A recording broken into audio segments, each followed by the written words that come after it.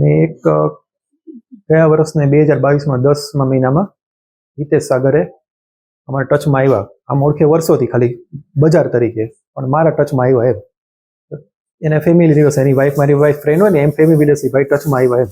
પછી મને કીધું કે આપણે આફ્રિકા સોનાની ખાણ કરવી છે, તમને આમાં પાર્ટનરશિપ આપીશ, 3 કરોડ જે રોકાણ કરવું પડશે આપણને, એટલે પેલા અમુક પૈસા આપો ને તો હું તમને ત્યાં લઈ જાઉં. એટલે આપણે એને બેંકથી પેઢીથી સોનું આપ્યું, એટલે ટૂંકમાં એને 75 લાખ જેટલા આપણે એને પેઢીથી આપ્યા એને પૈસા. અને પછી 2-3 મહિના પછી અમે આફ્રિકા ગયા. હું ગયો ને પછી કંઈક 15-20 દી કે મહિનામાં એ આવી ગયા આફ્રિકા. પેલા કે હું 4-5 દીમાં આવું છું, આવ્યા પછી ટૂંકમાં એ આવી ગયા આફ્રિકા.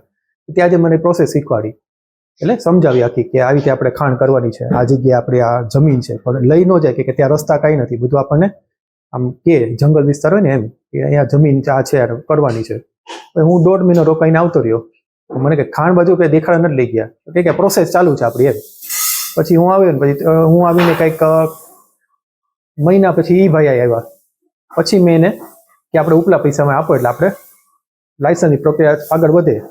એટલે પાછા મેં એને પૈસા, મારે વાઈફનું સોનું હતું એટલે બિલથી બધું એ જ આપ્યું. બાકી મારે કે વારસાઈ વાળો દાગીનો હતો, બધું મળીને એ મેં આપ્યો. ટોટલ એ બધું મળીને ગણતરી કરો તો 3 કરોડ રૂપિયાની મુદ્દા મારે આપ્યો. મારી જીવનની બધી મૂડી મેં આપી હતી. અત્યારે તમને કઈ એ લોકોએ કઈ પરત આપવાનું કહ્યું છે, કેવી રીતના છે? ના, એને 3-4 મહિના પહેલા જ મને ખબર પડી ગઈ હતી કે આ ભાઈ ખાલી વાતો કરે છે, કે હજી મને કે 35 કરોડ રૂપિયા રોકાણ જોઈએ. એટલે મને ત્યાં ખબર પડી ગઈ કે આનું કઈ નિયત કઈ છે નહીં. મને વાતમાં ગુસ્સામાં કહી દેતો કે તું તને ઓળખતો નથી. બીજે છે કે હું તો ઓળખું, તો મજાક કરું છું. એટલે એનો મગજ જ સાવ મગજ ગરમનો છે. ને મારી વાઈફને ખબર પડી તો ઘરમાં કડકડસોની આવ્યું ને તો એ જોવા ગઈ એના ઘરે, એને બોલાવ્યા એની વાઈફે. મારી માંગ છે કે એને મને ન્યાય મળે, મારી જીવનની મૂડી છે એને કઢાવે, અને હકનું છે. અને ઘણા બીજાને પણ આ રીતે એને કર્યું હશે. પોલીસમાં ફરિયાદ કરી છે.